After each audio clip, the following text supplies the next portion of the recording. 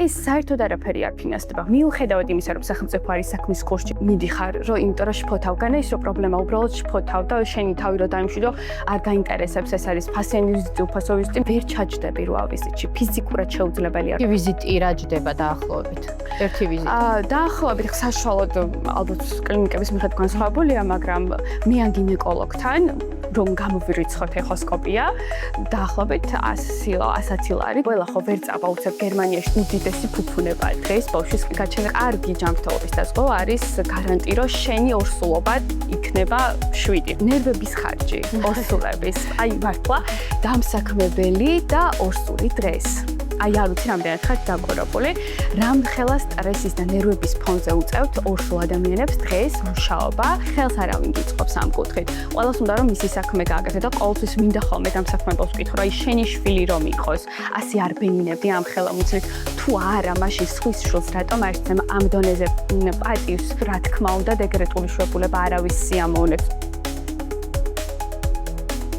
მოგესალმებით დედების პოდკასტი. დღეს შევეხებით ისევ აქტუალურ თემას ორსულობას და ორსულობასთან დაკავშირებულ ხარჯებს. დღევანდელი ჩვენი გადაცემის სტუმარი არის მარიამი. მარიამ, მოგესალმები. მადლობა რომ ხარ ჩვენი სტუმარი. დღევანდელი ჩვენი გადაცემის სპონსორი არის მუსტელა, დედებისა და ბავშვების ფრანგული ბრენდი. მარიამ, მინდა შევეხოთ ზოგადად ორსულობის გარშემო ხარჯებს, ესე ვთქვათ.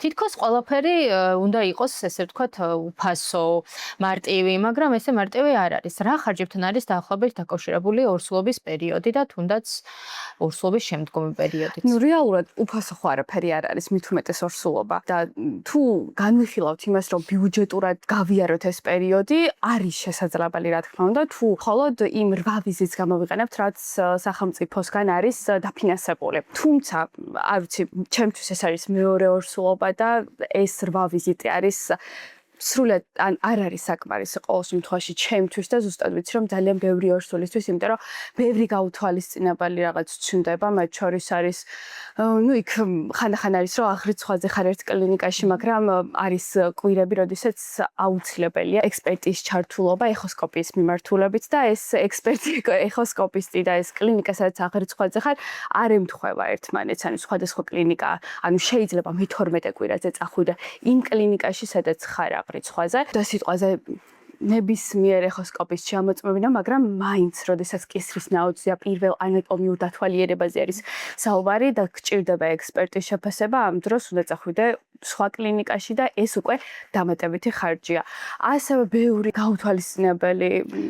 აი შენ ხა მეორე ბავშვს ხარ, ხა ორსულად, უკვე პირველის გამოცდილება გაქვს. რეალურად როდის გაანალიზე, რომ ანუ ეს ორსულობას რეალურად ძალიან დიდი ხარჯები აქვს. ან თუნდაც პირველი ბავშვის შემთხვევა ავიღოთ და გავიღოთ. კი, ანუ ჩემთვის მაგალითად ზუსტად ის რომ ორსულობა ძალიან დიდ ხარჯებთან არის დაკავშირებული, იყო საკმაოდ ადრეულ ასაკში. მე მიუხედავად იმისა, რომ 22-23 წლის ასაკში გავაჩინა პირველი ბავშვი, იმ ადამიანების კატეგორიას მივეკუთვნები, რომლებიც ფიქრობენ, რომ ეს ის ასაკი არ არის, როდესაც ბავშვი უნდა გააჩინო. ანუ ეს ის ასაკია, როცა კარიერა უნდა აიწყო, როცა უნდა იმოგზაურო, როცა მეგობრებთან ერთად გაერთო და ამ დროს შენ გიწევს უდიდესი პასუხისმგებლობის აღება არა მხოლოდ შენ თავზე, სხვა ადამიანზე, რომელიც აბსოლუტურად თავდამბოლობდა შენზეა დამოკიდებული და მაშინ იყო ეს რაღაც პირველი სტრესი და პირველი გაცნობიერება, რომ უდიდეს პასუხისმგებლობას თავიდექი და ზუსტად მაშინ იყო, რომ კი, თავიდან ხო არავინ გაფრთხილებს ამ ხარჯებს, რომ შენ დაგჭირდება შენ უბრალოდ აი მოულოდნელი ხარჯი რა იყო შენთვის ყველაზე მეტად ამ მომენტში? მოულოდნელია ყველაფერი, ერთადერთი რის გათვალისწინებაც წინასწარ შეგეძლია არის ის, რომ აბსოლუტურად გაუთვალისწინებელ მდგომარეობაში ხვდები, როდესაც რჩები ორსულად, იმიტომ რომ არ იცი შენი მაჩვენებლები როგორი იქნება.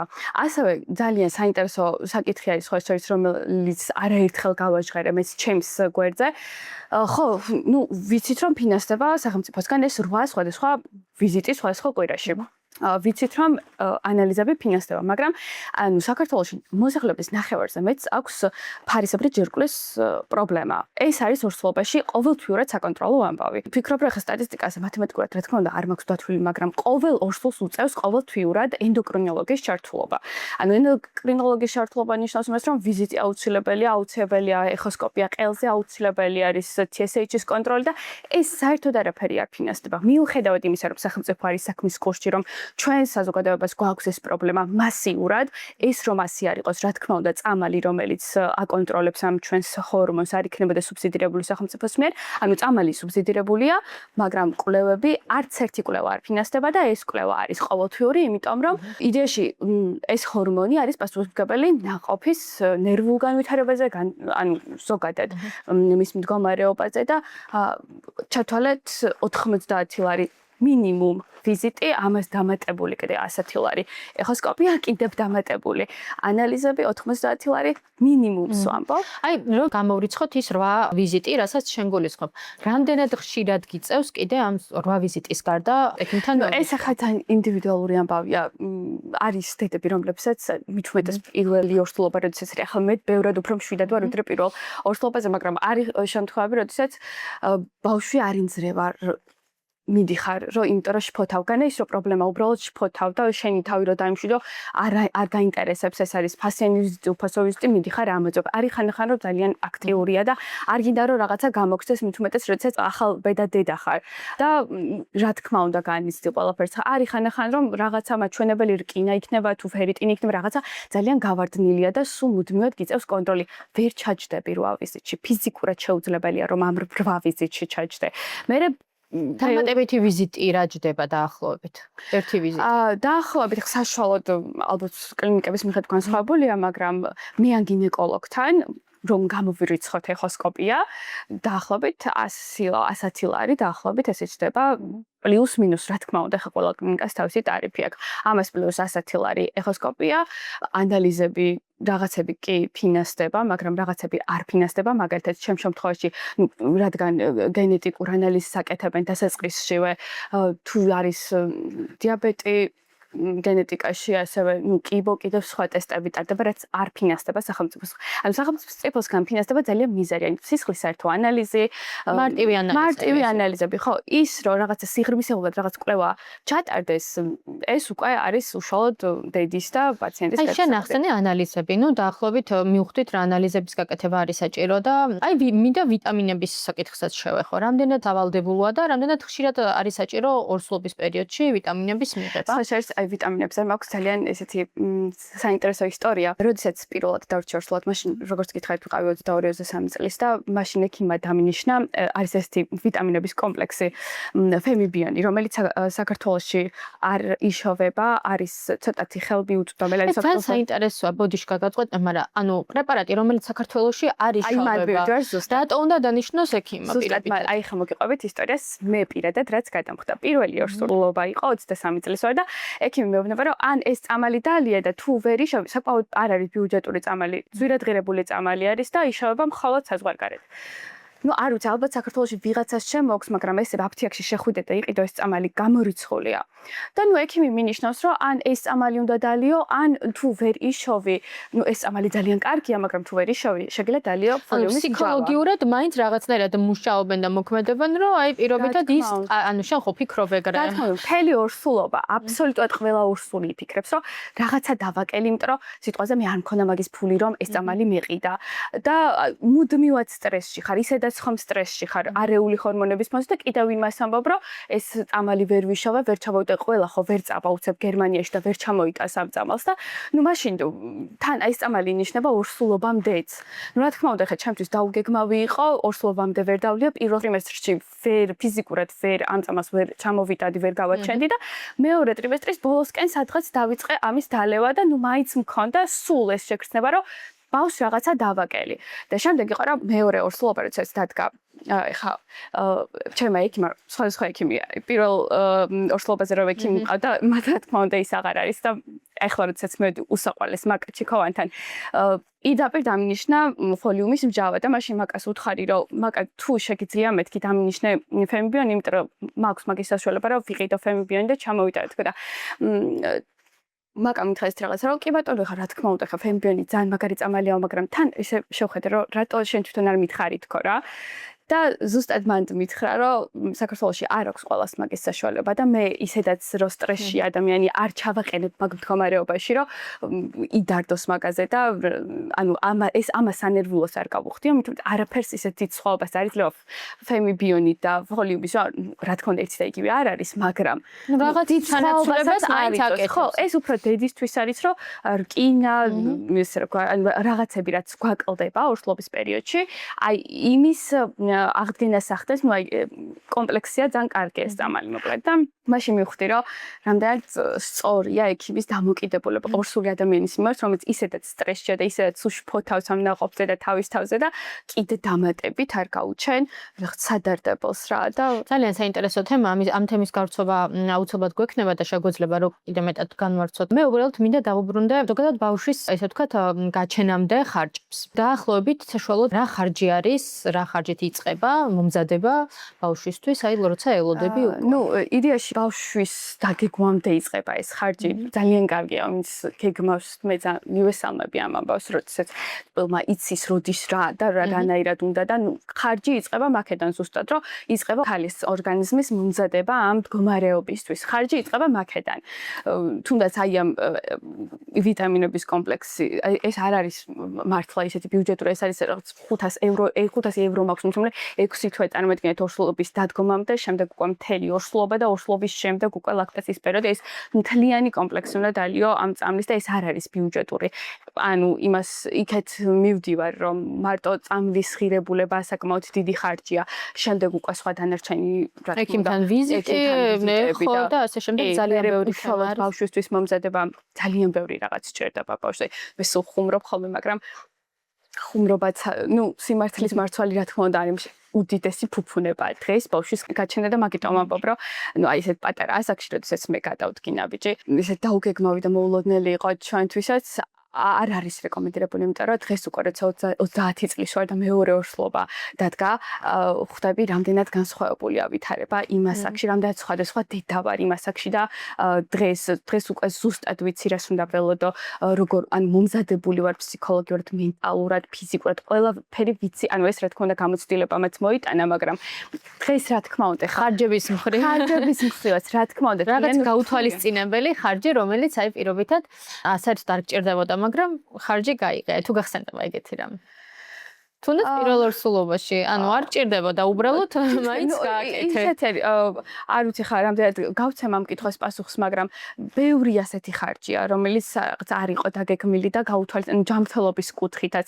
საერთოდ არ ველოდებოდი, რომ აი ეს ჩემი მაგალითად TSH-ის ჰორმონი ასე გაფრინდებოდა და ეს დასაჭერი იქნებოდა, მაგრამ ამ პროცესში ერთადერთი გათვალისწინებული რაც შეიძლება რომ გქონდეს ადამიანს არის ჯანმრთელობის დაზღვევა. ანუ ამის გარეშე მე არ ვიცი ადამიანების საერთოდ ვერ გადარჩები.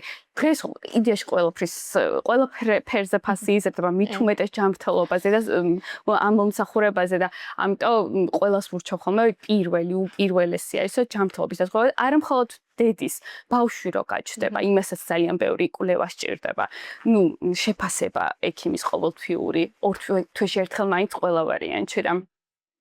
მოკლედ პირველი არის, რომ კარგი ჯანმრთელობის დაზღვევა, კარგი ოღონდ არა ის დღეს სამსახურე ბიროს თავაზობენ ხოლმე რაღაცა ძალიან მინიმალურს და ერთი წამლის ანაზღაურება რო არ ხდება.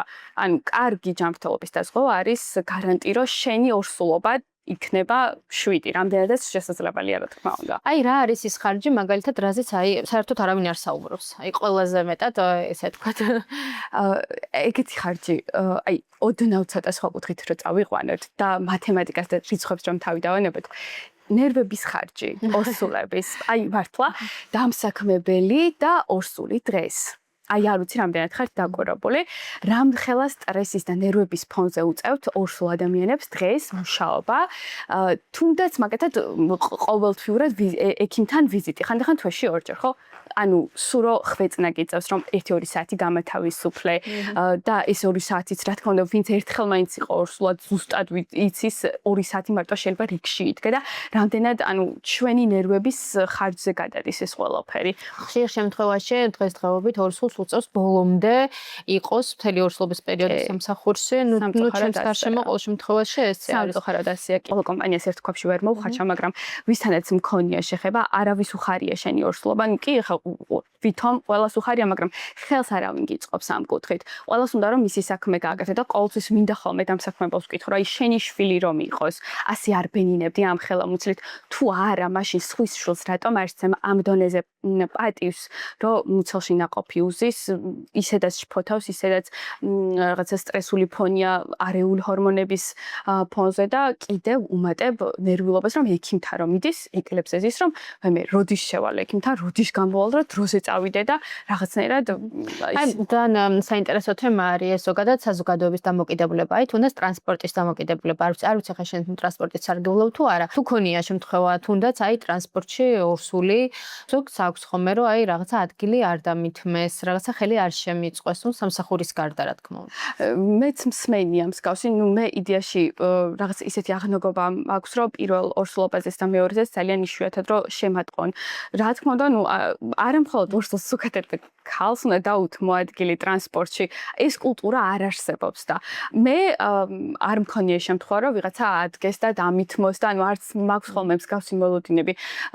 ზოგადად მე ცოტა ისეთი ვარ ჩემი და ჩემი მეუღლის არის ეს ამბავი და სხვას არ ვავალდებულებ რომ რაღაცნაირად ხელი შემიწყოს, იმიტომ რომ ეს არ არის მათი ვალდებულება. რა თქმა უნდა კულტურის ამბავია და რა თქმა უნდა ძალიან მიხარია თუ ვიღაცა გამოიჩენს ინიციატივას რომ ან ადგილი დამითმოს, ან რიგი დამითმოს, მაღაზიაში, მხოლოდ ტრანსპორტში არა, მაღაზიაში ხო შევდივარ.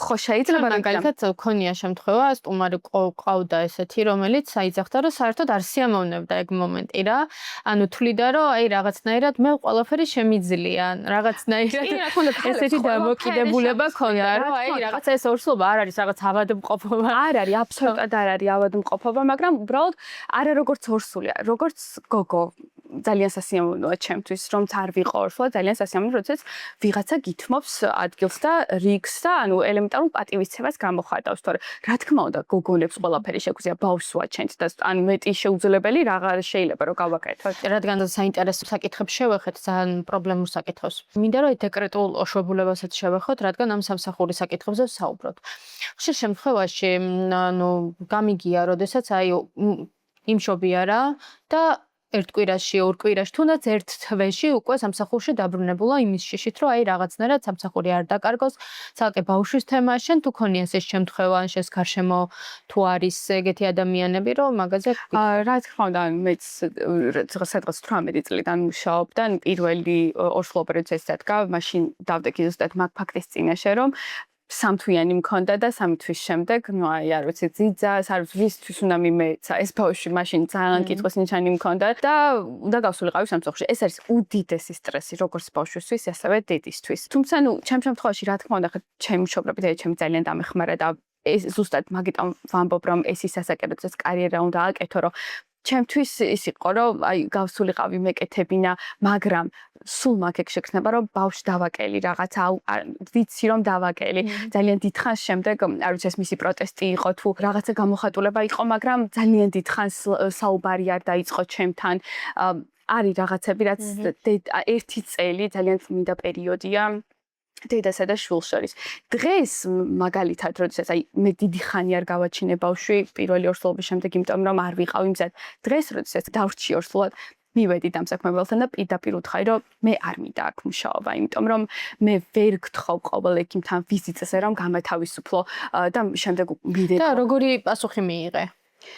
ანუ დაახმარების თხოვნა თუნდაც აი თხოვნითაც არ მithოვია თუმცა აქვე ჩავრთავ რომ 4-5 კომპანია არის რომელიც თანამშრომლობს ჩემთან და აბსოლუტურად გაგებით მოიკიდა ამიტომ ამბობ რომ ყველა კომპანიას ერთ ქვაფში ვერ მოვხაშავ არიან კომპანიები რომლებიც ჩემთან თანამშრომლობენ და ვარ დისტანციურად ძალიან გაგებით ეკიდებიან მაგრამ კომპანია სადაც მიწევდა ფიზიკურად მუშაობა რა თქმა უნდა უთხარი რომ თხოვნით არ მithოვია უბრალოდ ვთხარი რომ მე მთელი დღე ვერ თვითონ თუ ქონიათ აქეთ არა ინიციატივა შემოთავაზება თუნდაც რომ აი არა უშავს გადიარე მაგრამ დაბრუნდიან რაღაცა მსგავსი თუნდაც ხო სამწუხაროდ მაგ რეალობაში არ ვცხოვრობთ და მით უმეტეს დეკრეტის ამბავიც ძალიან პრობლემურია როდესაც ვსაუბრობ რომ ექიმთან 2 საათიან ვიზიტზე შემდეგ მირეკავენ რომ რატომ აგვიანებ რა თქმა უნდა დეკრეტული შვებულება არავის სიამოვნებს როდესაც გადიხარ მით უმეტეს თუ რაღაც პასუხისმგებლიანი კომპანია ასე თუ ისე და უწევს გადაგიხადოს თანხა თუმცა რა თქმა უნდა არ არის ვალდებული კერძო კომპანია რომ ამაში ფული გადაგიხადოს მაგრამ მაინც აი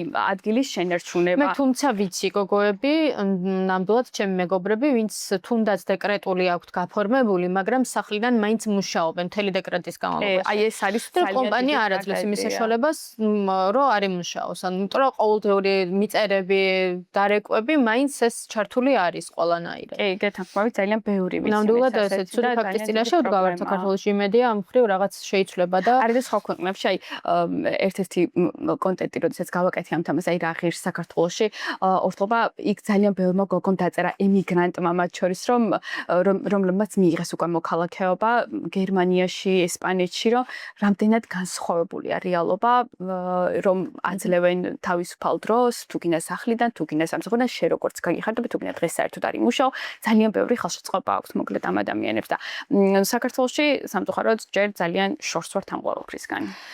გეთახმები ძალიან შორს ვართ, მაგრამ იმედია რომ უახლოს მომავალში ამ სინამდვილეს ესე ვთქვათ რაღაცნაირად მუშველით. მე მინდა ესე ვთქვათ ცოტა ემოციურ მიმართულებას შევეხო. ქონია თუ არა სტრესი იმის გამო აი რაღაცა გინდოდა გაგეკეთებინა, მაგრამ ფინანსური ხელშეწყობა ესე ვთქვათ იმ მომენტში არ ქონდა და ვერ გააკეთა.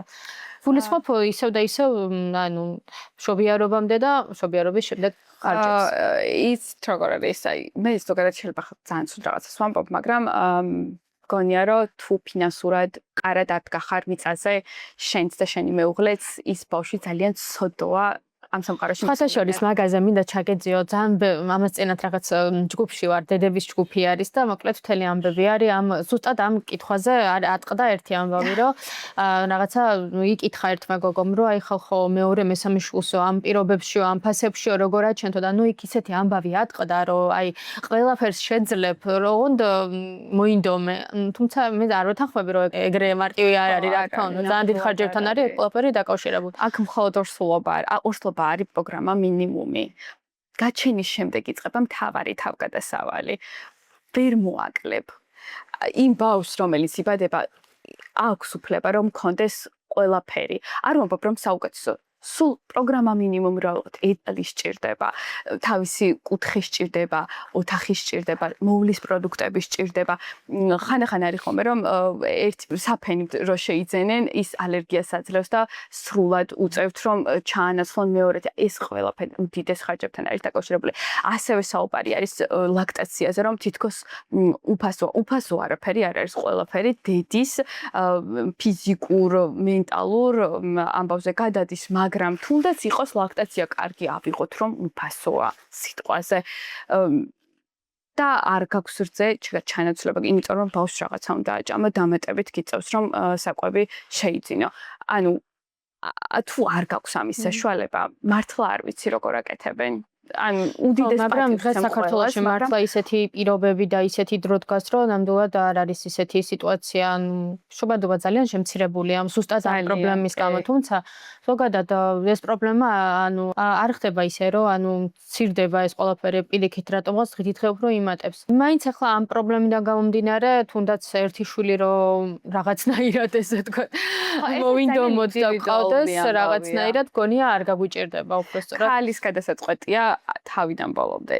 ვიღაცას უნდა ვიღაცას არ უნდა მე ორივეს ძალიან დიდ პატივს ვცემ მართლა ვიღაც თუ არ არის მზად მენტალურად ფიზიკურად ეს არის უდიდესი შრომა რა თქმა უნდა ძალიან სასიამოვნო პროცესია უზომოდ ბედნიერები ვართ დედები როდესაც ვუყურებთ რაღაც ჩვენი და ჩვენი მეორე ნახევრის მე შექმნილ რაღაც პატარა არსებას მაგრამ მე უდიდეს პატივს ვცემ იმ ადამიანებსაც ვინც ფიქრობენ რომ არ არიან მზად იმიტომ რომ სიტყვაზე ქვეყანაში მიმდინარე მოვლენების ფონზე ეშინიათ მაგალითად ბავშვის არა მარტო ქვეყანაში, მსოფლიოში არის სტაბილურობა, ხო? ნამდვილად. კი, უდიდესი რისკია, რა თქმა უნდა, ბავშვის გაჩენაც. ანუ მე მინდა ესე დაზოგვის და ესე თქვათ არ დაზოგვის თემასაც რა შევეხოთ. რა არის ისეთი რაღაცა, რაში შეიძლება თან დავზოგოთ? თუნდაც ავიღოთ ისევ და ისევ ამ თემის გარშემო ვისაუბრებ. ანალიზები იქნება ეს ორსულობამდე თემა, ორსულობის მერე თემა, რა გახსენდება? თახის დაზოგვა არ ვიცი, ხა როდესაც ჯანმრთელობას ეხება არ მიყვარს ჯანმრთელობასთან თამაში, მით უმეტეს როცა ნაყოფზე ვსაუბრობთ, მაგრამ არ ვიცი, ხა დაზოგვა ისეთი სიტყვა არ მომწონს ეს სიტყვა, მაგრამ არის ესეთი კვლევა, არ ვიცი იცით თუ არა, გენეტიკური ტესტი. კი, როგორ არა. მე პირველ და მეორე ორსულობაზეც ეს კვლევა ჩემს არ იყო სავალდებულო, იმიტომ რომ ასე კი მიწყობდა ხელს რაღაც მგონი საკმაოდ ძვირიანი კვლევაა თუ არ ვთქვი. ძალიან არ არის ბიუჯეტური. და მაშინ პირველ ორსულობაზე რომ მითხრეს, რომ ჩაიტარეო, აი მაშინ დავფიქრდი, რომ არა მხოლოდ ფულის გამო აი დავსხედით მე და ჩემი უღლე და ვკითხე რომ აი რას გვაძლევს ეს კვლევა და მაშინ მივხვდი რომ არაფერს. ანუ ეს არის კვლევა, სადაც დგინდება რაღაცა პათოლოგიები, ქრომოსომების რაოდენობა, მეტიანაკლები, ანუ სინდრომები, რაც შეიძლება რომ რაღაც პათოლოგია იყოს, ნაყოფი იყოს რაღაცა პათოლოგიური მიმართულებით და არ ვითარდებოდეს მაგალითად. ჩემ შემთხვევაში რომ დავფიქრდი, ეს არ მისვლი და არაფერს. სიტყვაზე დაუნსაც გავაჩენდი. არ ქონდა მნიშვნელობა რა ტიპის პათოლოგია იქნებოდა ბავშვს, მაინც გავაჩენდი. ეს ტესტი გამართლებული იქნებოდა ჩემს შემთხვევაში თუ წინასწარ პრევენციის კუთხით რამეს შემიცვლიდა, მაგრამ მე ხომ ვერაფერს ვერ შევცვლიდი. უბრალოდ მეცოდინება და უბრალოდ შფოთს. ანუ ეს უბრალოდ ინფორმაციას გაძლევს. ინფორმაციას მაძლევს, ხო. მეტი არაფერს არ მიშვება ეს ტესტი. მაშინ ვთქვი რომ რაც არ უნდა იყოს ამ ტესტში, მე ამ ბავშვს მაინც გავაჩენ. ისევე როგორც დღესაც უარი ვთქვი ამ ტესტირებაზე, არაფინანსური კუთხით, უბრალოდ იმიტომ, რომ მე ეს 9 თვე ვიყო მშვიდად. მივდივართ, ანუ 3 კვლევა, ხო, აი როგორც ვთქვი, ექსპერტ ეხოსკოპისტი მიტარებს 3 კვლევას, პირველი ეს არის 11-13 კვირაზე, როდესაც კისრის ნაოჭი და პირველი ანატომია ფასდება, შემდეგ უკვე აი განვითარება ყველა უკვე რო ჩამოყალიბებულა ბავშვი ყველა ორგანოს რო უთვალიერებენ და ნუ შემდეგ უკვე ბოლოსკენ განვითარების კუთხით როგორ ვითარდება. ამ 3 კვლევაში თუ მეუბნება მე ექსპერტი, რომ არის ბავშვი ჯანმრთელი, განსაკუთრებით მე-12 კვირაში კისრის ნაოჭის კუთხით თუ ყველაფერი ბავშვს რიგზე აქვს, არ ვთვლი საჭიროდ, რომ თუ ჩემთვის სავალდებულო არ არის ეს ტესტი, უნდა გავიკეთო. იმიტომ რომ არაფერს არ შემიცვლის ამ ტესტის პასუხი, გარდა იმისა, რომ მე ტესტირებამდე, შემდეგ უკვე პასუხების გაგებამდე უნდა მოვკვდე და ძალიან ვინერვიულო. და თან იდეაში ეს ყველაფერი ხო ძალიან ღმერთის ცნებაა და ბაძლევ უფლებას, როგორც თავად გადაწყვეტს, ისე იყოს. და სავალდებულო, რასაც ვთვლი, პირობით ამ მსგავსი ტესტებიდან, რა შეიძლება რომ გაიკეთოს ორსულმა. სავალდებულო ანუ სტანდარტულებს არ გულისხმობ, აი რაღაცა ისეთი, რაც ანუ მოდი ყველამ უნდა გაიკეთოს. ნუ ყველამ უნდა გაიკეთოს თავისი გენეტიკური ისტორიიდან გამომდინარე რაღაც ტესტები. აი ჩემ შემთხვევაში იყო აი როგორც ვთქვი, შაქრის დიაბეტი იყო, კიბო და აი ამ კუთხით ტესტი. არ ვიცი ახლა ზუსტად სახელს ვერ ვიტყვი, მაგრამ რაღაც ტესტირებები გავიკეთე. სხვა დანარჩენი კვლევა, რაც კი ჩასატარებელი არის, აუცილებლად ყველა კვლევა არის ჩასატარებელი. განსაკუთრებით, აი ხან-ხან არის რომ გოგონები რომ მიდიან, მესმის ვისაც არ აქვს ამის საშუალება, არ აფასებენ აი ამ 3 განსაკუთრებით, აი ამ 3 ეხოსკოპიას, ჩვენ საქართველოში ყავს 5, ჩემთვის ყოველ შემთხვევაში ძალიან კარგი ექსპერტი, ეხოსკოპისტი. ამ 5-თან უნდა მივიდეს ეს ან ყველა ორსული ერთ-ერთთან მაინც. ხან-ხან არის რომ ერთს არენდობიან, მეც მჭირდა პირველ ორსულობაზე ეგ რომ ერთს არენდობიან, მეორეს ამოწმებენ, იმიტომ რომ ეს კისრის ნაოჭი ძალიან სერიოზული თემაა. არ არის აუცილებელი რომ რადგან იცი რომ ძალიან გამოცდილია ეხოსკოპისტია, მაინც ერთში აფასებინო. შეიძლება მეორესთანაც გადაამოწმოს ამბავი, ამაში სასირცხულო არაფერი არ არის. მე ექიმებთანაც მაქვს გასგავს დამოკიდებულება. ჯანმრთელობის ამბავია და ბავშვის საკითხია მაგის გადამოწმება, ნამდვილად არ არის პრობლემა ნებისმიერთან რომ გადავამოწმოთ. ერთთან თუ არა, მეორესთან მაინც. რა თქმა უნდა, ხან-ხან პასუხები ძალიან დღეს ალბათ. ექიმების ადამიანები არიან და ხან-ხან მოსდით ამ შემთხვევაში ეხოსკოპისტებზე გამიგია ხშირად, რომ შეცდომები მოსდით. და მაგიტო გადაზღვევა ისევ ჩვენთვის და ჩვენი ნაყოფისთვის ძალიან კარგია. აი შენ ხარ მეორედ ორსულად. პირველი ორსულობა უკვე გაიარე და რაღაცნაირად გამოცდილება მიიღე. ესეთი შეკითხვა მაქვს, რა საკეთებს ხვანაირად? მეორე ორსულობის ყველაფერს სხვანაირად ვაკეთებ. რადიკალურად განსხვავებულია.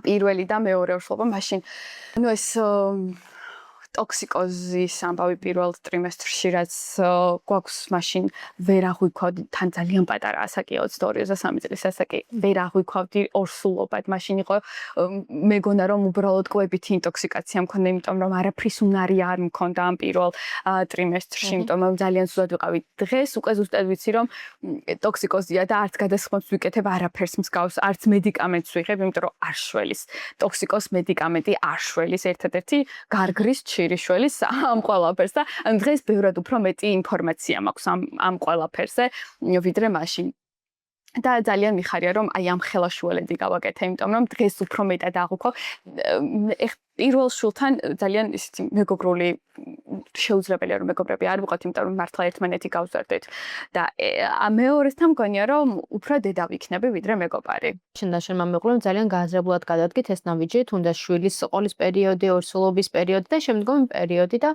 ძალიან კარგია ეს, მაგრამ აი ვისაც პირობითად არ აქვს საშუალება, ვისაც პირობითად აი ძალიან ეჭვებშია, ვერ გადაუდგამს ეს ნაბიჯები, რა რჩევას მისცემდი ესეთ დედიკოებს? ჩემთვის გააზრებული იყო მეორე ორსულობა. პირველი აბსოლუტურად გაუაზრებელი იყო. წარმოდგენა ისიც კი არ ვიცოდი, რომ თურმე ბავშვები ღამე იღვიძებენ საჭმელად და დევიანან. აბსოლუტურად თურმე ვიყავი ყველაფრისთვის. და სულ ვეუბნები ხოლმე აი ჩემს ირგვლივ გოგონები, ვინც არიან პატარები, რომ ამ ასაკში არ ღირს. არავითარ შემთხვევაში არ ღირს ამ ასაკში ბავშვის გაჩენა, იმიტომ რომ აი დღეს უფრო მეტი ჰარმონია მაქვს ჩემს ხეულთან, ცვლილებებთან, მაშინ შენი გადმოსახედიდან რა ასაკი შეიძლება იყოს, ოკეი, რომ აი 30 პლუს არის ძალიან რა თქმა უნდა ეს არის ჩემი პირადი დამოკიდებულება და ასევე ძალიან დიდ პატივს ვცემ ყველა გოგონას რომელიც აქამდე დგამს ამ ნაბიჯს უდიდეს პასუხისმგებლობას იღებს თავის თავზე და ყოჩაღები არიან მართლა, მაგრამ იმისთვის რომ შენ სიამოვნება მიიღო ამ პროცესისგან აი ზუსტად გააზრებულ ასაკში ჯობია რომ ეს ნაბიჯი გადადგა. დღეს მაგალითად უზომოდ კმაყოფილი სულ სხვა მოლოდინი მაქვს მიუხედავად იმისა რომ ეს პირველი ბავშვი იყო და რა თქმა უნდა იმასაც უზომოდ ველოდებოდით, მაგრამ სულ მაქვს ალექსანდრესთან შეგრძნება რომ დავაკელი, რაღაცა დავაკელი და აქ ზუსტად ვიცი რა როგორ რანაირად უნდა გავაკეთო რომ აი ეგ შეგრძნება მგონია რომ ეგ შეგრძნება მაინც ყველა დედას აქვს რომ რაღაცა დავაკელი, მაგრამ ალექსანდრესთან ეგ ძალიან გამძაფრებული მაქვს რა. და აი რაღაც ესეთ დასკვნითი ის რო ვქნათ ხარჯები ოღონდ არ ვამბობ ამას ციფრებში და რაღაც ესე რა თქმა უნდა ზუსტი ციფრი და ზუსტი რიცხვი არ გვჭირდება, მაგრამ საბოლოოდ რა ჯდება ორსულობა საქართველოში? საქართველოში ორსულობა ჯდება აბერ ვიტყვი სტრესად გვიჭდება გოგონებს გააჩნია ეს გარკვეულწილად დამოკიდებული არის ფინანსურ მდგომარეობაზეც როგორია ეს ორსულობა და რამდენად ჩვენს ნერვებზე გადავა ეს ასევე ადამიანზეც არის მე მაგალითად დღეს იმდენად გააზრებულ ასაკში ვარ ორსულად რომ აბსოლუტური კომფორტი მაქვს ირგვლივ შექმნილი არა ტოქსიკური სამსახური არა ტოქსიკური ადამიანები არავისთან არ მაქვს კონტაქტი ვინც მაგალითად ჩემს შფოთვას ემოციურ მდგომარეობას ხო ძალიან ზრუნავ ამაზე და ამიტომ გააჩნია თვითონ დედა როგორ უდგება ამ საკითხს რამდენად აქვს შესაძლებლობა ხო ხდება 23 წლის ასაკში მე არ მქონდა იმის შესაძლებლობა რომ სამსახურიდან ამ ვარიყავი და წამოსულიყავი არა იმიტომ რომ მე ის მჭირდებოდა მაგრამ დღეს ხომ მაქვს ამის საშუალება რომ ავდგე და წამოვიდე იმიტომ რომ სხვა ბევრი პროექტის კეთება შემიძლია აი ამას ვამბობ გააჩნია რა ასაკშია ჩენ როგორ ემოციურ მდგომარეობაში ხარ როგორ უდგები ამას ის არის ავადმყოფობა თუ ეს არის უბრალოდ მდგომარეობა ძალიან სასიამოვნო მდგომარეობა რომელიც 9 თვე გრძელდება და შეგიძლია რომ ნამდვილი პრინცესა იყო ოჯახში როგორც მოირგებ, აი ის გიჩდება რა ეს ორსულობა მოკლედ. იმის თქმა მინდა. რაც შეეხება უკვე მარტო ხელადერებს, უდიდეს პატივს ვცემ და ზუსტად ვიცი რამ ხელად ძალისხმევად უჩდება ეს ყველაფერი, მაგრამ მგონია რომ ქალებს ყველაფერი შეგვიძლია. ზუსტად ვიცი რომ ყველაფერს გააკეთებენ იმისთვის რომ თავიანთი შვილები იყვნენ ბედნიერები, არ იგრძნონ მაგალითად მამის ნაკლებობა და სულ ვამბობ ხოლმე რომ რა არის ქალისთვის შეუძლებელი სიცოცხლის წარმოქმნაში უდიდესი წვლილი მიგვიწვის და მარტო ხელად დედა იქნება თუ მეუღლესთან ერთად არ აქვს მნიშვნელობა ყველაფერს შევძლებთ. ნამდვილად აუცილებლად ჩვენ ყველაფერს შევძლებთ. მარიამ, მადლობა საინტერესო საუბრისთვის. მე კი შეგახსენებთ, რომ აუცილებლად გამოიწერეთ ჩვენი გვერდი დედები, დაგვიწერეთ კომენტარები და დაგვილაიქეთ ვიდეოები.